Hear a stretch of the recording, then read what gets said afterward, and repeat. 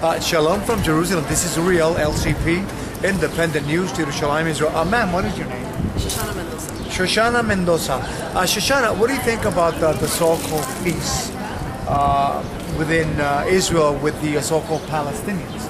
As you know, they're trying to negotiate peace, but every time that Israel sits down to negotiate peace, they want more and more and more land. What do you think? Well, I think that a lot of it is government issues. I think the regular people are a little more open-minded than what we're hearing. I think if we leave it up to the governments, it's going to be very problematic, and the Palestinian governments are just going to keep pushing more. I think if the people get involved and the silent majority actually start speaking out, I think things will change for the better. Now, 200 rockets were fired over the past week or so into the Beersheba, Ashkelon, the Ashdod, and even as far as Gadara. What do you think a government should do to deter or just put an end to these terrorist acts against the nation of Israel? It's a very difficult question. I think the best option is to retaliate, and that's my personal opinion.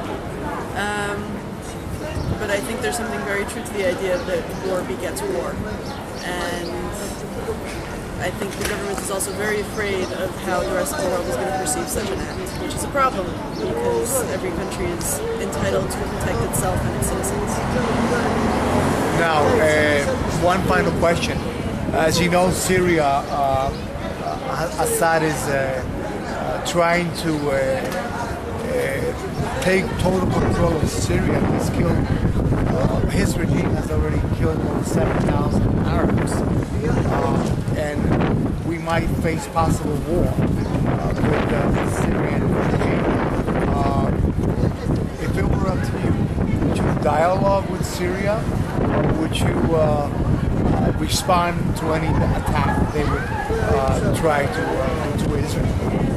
I think dialogue is always the best first option.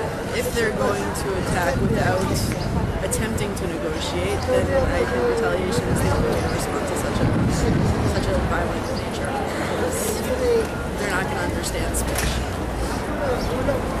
As you know, we're facing four fronts. So we have Egypt with the Muslim Brotherhood. Now we have also Lebanon with Nasrallah, and now the uprising in Syria. It's all coming together. We know and we understand that Iran continues to defy not just Israel but the entire Western world. It is time to put an end to these actions that the regime in Tehran continues to do against the nations of the world. This is Uriel, LTP, Independent News, Jerusalem, Israel.